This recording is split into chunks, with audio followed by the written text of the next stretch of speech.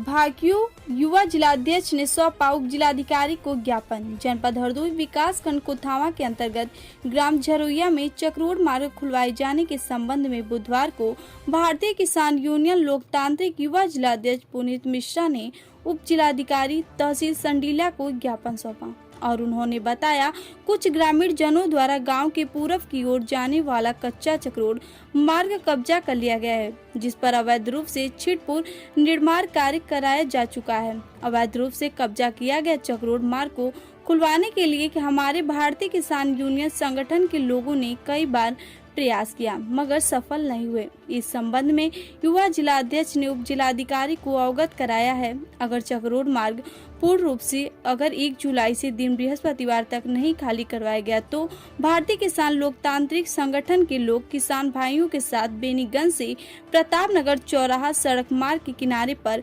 अनिश्चित काल धरने पर बैठेंगे, जिसकी जिम्मेदारी उक्त मामले में संबंधित जनपद के अधिकारियों की होगी। देखिए शिवांशु सिंह की यह रिपोर्ट।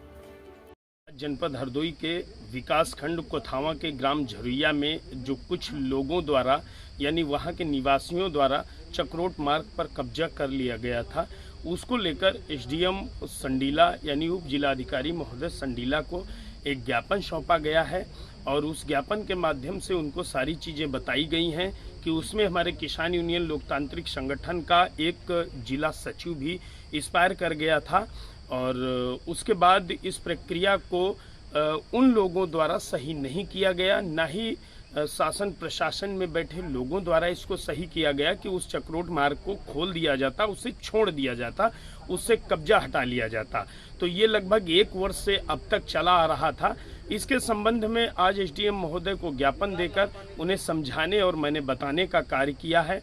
अगर उनके द्वारा आने वाली 30 तारीख तक इस पर कोई उचित निर्णय नहीं लिया जाता है, उक्त लोग अगर कब्जा नहीं छोड़ते हैं उस चक्रोड पे, तो आने वाली 1 तारीख को हम वहीं प्रतापनगर और बेनीगंज के बीचों बीच सड़क मार्ग के किनारे सारे भारतीय किसान यूनियन लोकतांत्रिक संगठन पदाधिकारी और किसान भाई उपस्थित होकर अनिश्चित काल धरना देंगे और उसके बाद इस समस्या का निस्तारण किसी भी सूरत में कराया जाएगा।